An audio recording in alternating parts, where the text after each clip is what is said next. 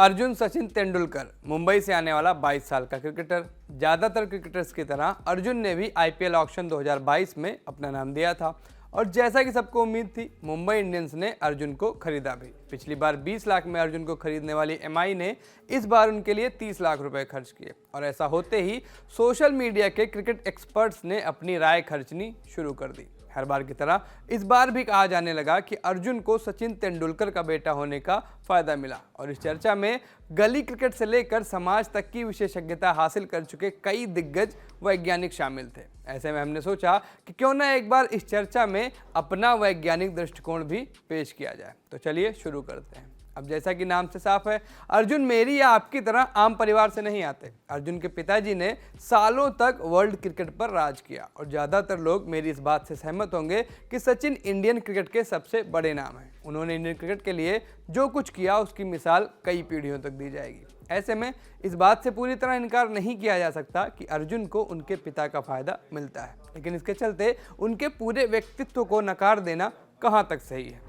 अगर सचिन के दम पर ही अर्जुन आगे बढ़ रहे होते तो 22 साल की उम्र तक सिर्फ 2 टी20 मैच खेलते। उन्हें रणजी डेब्यू के लिए अब तक इंतजार करना होता। जवाब है नहीं, क्योंकि इसी देश में हमने पहुंच वाले लोगों को जुगाड़ के दम पर जाने कहां कहां पहुंचते देखा है। ऐसे में सचिन के लिए अपने ही बेटे को रणजी या लिस्ट ए डेब्यू करा देना कहां मुश्किल होता। और जाहिर है, अगर सचिन ऐसा करा देते तो हम लोग आज की तरह रेंट करने के अलावा कुछ नहीं कर पाते, लेकिन ऐसा कुछ नहीं हुआ। एक जिम्मेदार पिता की तरह सचिन ने हर तरह अपने बेटे को सपोर्ट दिया और इस बात में कोई शक नहीं कि अर्जुन को हजारों लाखों युवा क्रिकेटर से बेहतर सुविधाएं मिली होंगी।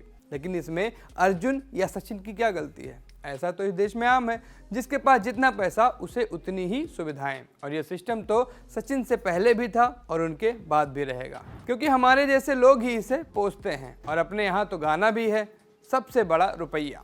खैर, विषयांतर होता जा रहा है, इसलिए चलिए सब्जेक्ट पर लौटते हैं। लोग कहते हैं कि तमाम युवा प्लेयर्स को खरीदार नहीं मिलते तो अर्जुन क्यों बिक जाते हैं।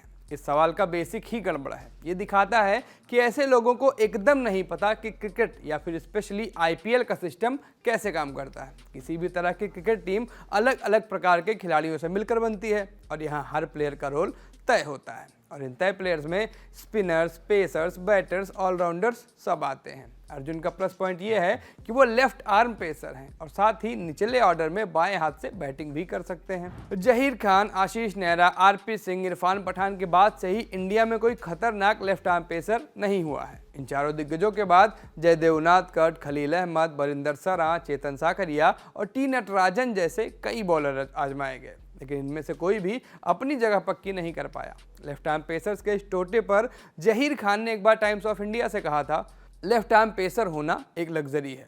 और अगर इंडिया के बेस्ट लेफ्ट आर्म पेसर्स में से एक जहीर ये बात बोल रहे हैं तो हमें माननी ही होगी। आईपीएल 2021 से पहले जब अर्जुन को मुंबई ने खरीदा था तब भी ऐसी बातें हुई थी। उस वक्त भी लोगों ने इस पर एकदम ध्यान नहीं दिया कि ऑक्शन में बिकने से पहले वह मुंबई इंडियंस के नेट बॉलर्स में से एक थे। वह इंडियन नेशनल टीम के नेट्स पर भी बॉलिंग कर चुके हैं। उन्होंने इंग्लैंड क्रिकेट टीम के नेट्स पर भी बॉलिंग की है। Arjun Indian women's cricket team के भी नेट बॉलर रह चुके हैं। आईपीएल 2021 से पहले अर्जुन के मुंबई से जुड़ने पर नेपोटिज्म की बातें हुई। इस पर उस वक्त टीम के हेड कोच महिला जयवर्धने ने कहा था, हमने उन्हें पूरी तरह से स्किल्स के आधार पर खरीदा है। मतलब जाहिर है कि सचिन के चलते उनके सर पर बड़ा टैग रहेगा ही, लेकिन सौभाग्य से वह बॉलर हैं, बल्लेबाज नहीं। इसीलिए मुझे लगता है कि सचिन को काफ़ी गर्व होगा अगर वह अर्जुन की तरह बॉलिंग कर पाए।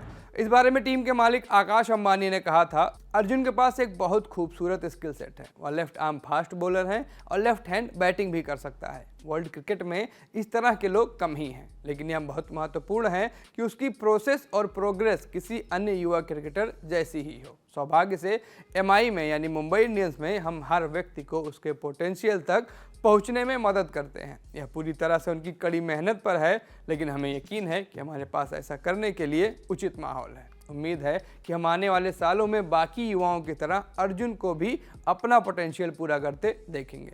जाहिर है, बिजनेस के लिए टीम बनाने वाले कॉर्पोरेट बिना जरूरत के किसी को नहीं लेंगे और इस बात का सबसे ताज़ा उदाहरण तो सुरेश रैना ही है। प्लान से बाहर होते ही सीएसके ने तुरंत उन्हें बाहर का रास्ता दिखा दिया। ऐसे में सचिन के 22 साल के लड़के को ढोने का कोई लॉजिक मुझे तो नहीं दिखता है। और वैसे भी अर्जुन मुंबई के लिए भी वही कर रहे हैं जो वह अक्सर अलग अलग टीम्स के लिए करते रहते हैं, यानी नेट पर बॉलिंग। और जहीर की बातें याद करें तो नेट्स पर लग्जरियस आइटम कौन टीम नहीं रखना चाहेगी। नमस्ते, मैं सूरज हूं, आप ललन टॉप स्पोर्ट्स देख रहे हैं। आपके लिए इस स्टोरी को शूट किया था हमारे साथी जतिन ने।